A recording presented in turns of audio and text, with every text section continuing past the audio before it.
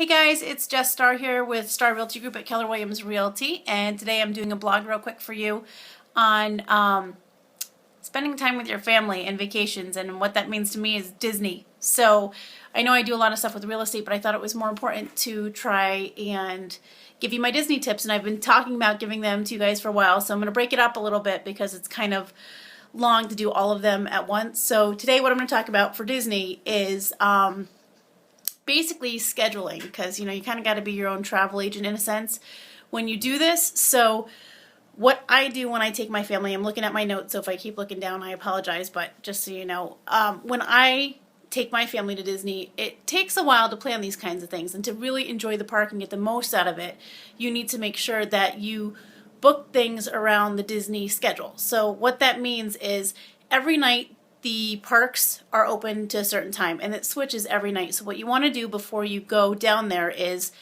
make sure you get in touch with Disney themselves, or if you're part of Disney Vacation Club like we are, make sure you contact your DVC membership and find out what the hours of the parks are for the time that you're down there. Now there's something called magic hours, which is really important. So magic hours means that the park is open certain times. So there's a bunch of different parks at Disney World. You have Magic Kingdom, you have Epcot, you have Hollywood Studios, Animal Kingdom, and then there's the water parks too, Typhoon Lagoon. We don't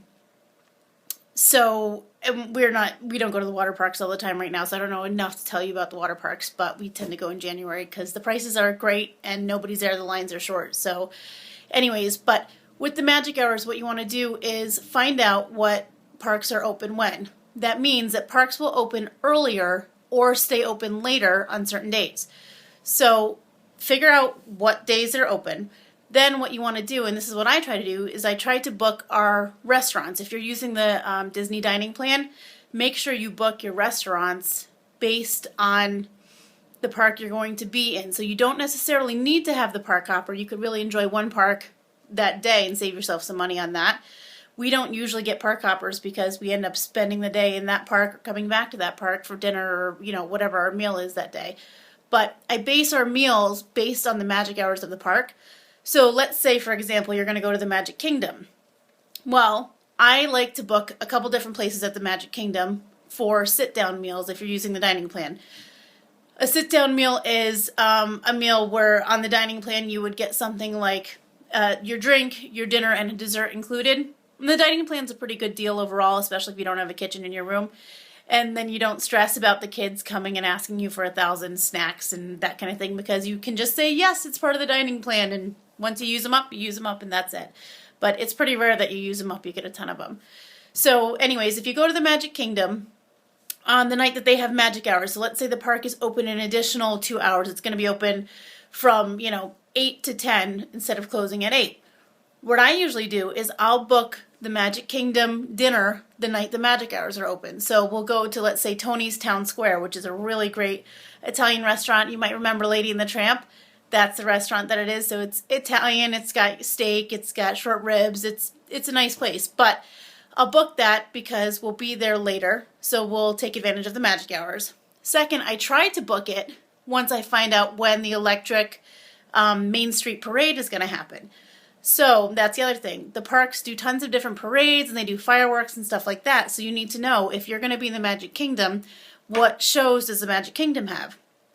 So at about 7:30, 8 o'clock or so, they typically do the Main Street Parade. Now Tony's Town Square is right in the beginning of the Magic Kingdom. So if you sit there and have dinner, they have special preferred seating for you too. So you can go sit out on their porch and get the best view of the parade as it goes by. It's really great. So that's what I do, is I book that place that night with the extended magic hours. It's a little bit of planning, but it's kind of fun once you get into it. So, some of our tips for the best restaurants, and I'll give you a quick list of the restaurants that I would go to, because a lot of the food at Disney, it's good, but it ends up tasting the same, just a different environment. So what we found with all our trips is that Tony's Town Square is really good. That's in the Magic Kingdom. That's a sit-down meal.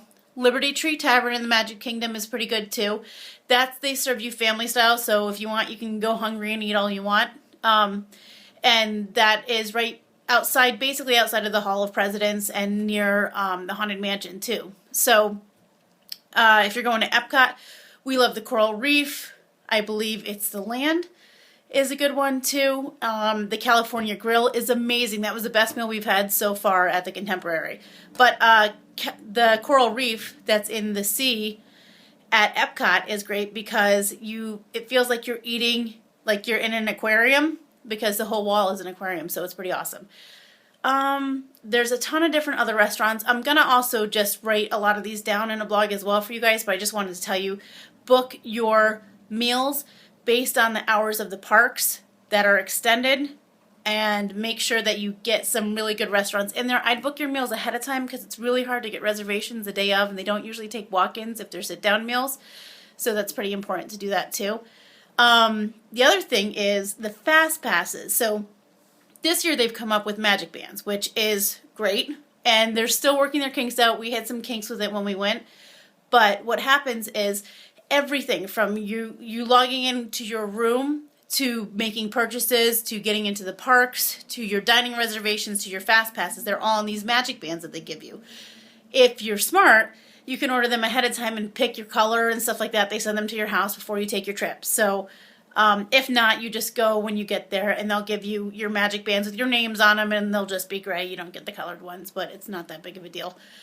So I would highly, highly, highly suggest that if you have time before you go on your trip, try to book your fast passes for the parks. Again, if you know magic hours in the Magic Kingdom are on Monday, you go to the Magic Kingdom Monday, so you really get your bang for your buck. You make your reservations at Tony's Town Square at 6:30, so that by the time you're done, you get out for the Electric Parade. Make your fast passes for the Magic Kingdom that day too, ahead of time. Fast pass rides that you should do, if it were me, if you're at the Magic Kingdom, I would stick with Buzz Lightyear. These are the lines that are usually the longest, and I'll, again, do another blog separate from this, but this is just a quick tip. I'll give you my Magic Kingdom tips today. So I would do Buzz Lightyear, Space Mountain.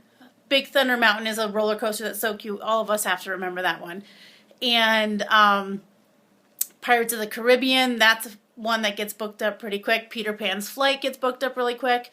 And Ariel's Ride, the new one, it's really, really cute. So also, if you can get a reservation to go to Beast's Castle, the Be Our Guest restaurant, that's an awesome restaurant to go to, and it's really difficult to get reservations, so make them ahead of time. However, I found a really good bang for your buck. If you're on the dining plan and you can use your quick service meal, so that's just, basically you come in, you can get a sandwich, a salad, or wherever you're going. But the quick service meal is awesome because at the Be Our Guest restaurant, it's probably, when we go in the January timeframe, a 15-minute to half-hour wait if you go for the quick service, which actually isn't bad at all because normally it's a heck of a lot longer than that, and usually you can't even get reservations in there. So it's worth it. It's like you're sitting in different rooms of the castle, one with the Enchanted Rose, one with the ballroom. It's so awesome. So anyways, if you can't get a reservation for a sit down there, definitely do the quick service. And I would go at a little bit of off hours so your lines aren't so long. Maybe do your quick service at 11 or 2 after the busier time so you won't wait in line as long. Make your fast passes in between. When you're making your fast passes, get a map of the park so that you're not running back and forth across the park. Start your fast passes on one side and work to the other. And make sure you have, a quick service meal planned in between. Pecos Bills is really good for a quick one too. But I would highly suggest the Be Our Guest one. That's my favorite. So that's all for the Magic Kingdom. There's tons of other tips that I have, but I'm going to give those to you guys a little bit later or next week if I get a chance.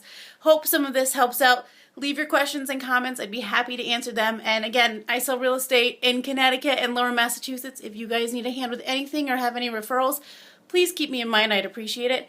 You can check us out at starrealtygroup.com or like us on Facebook, Starr Realty Group. My name is Jess Starr with Keller Williams. Thanks so much. Have a great day.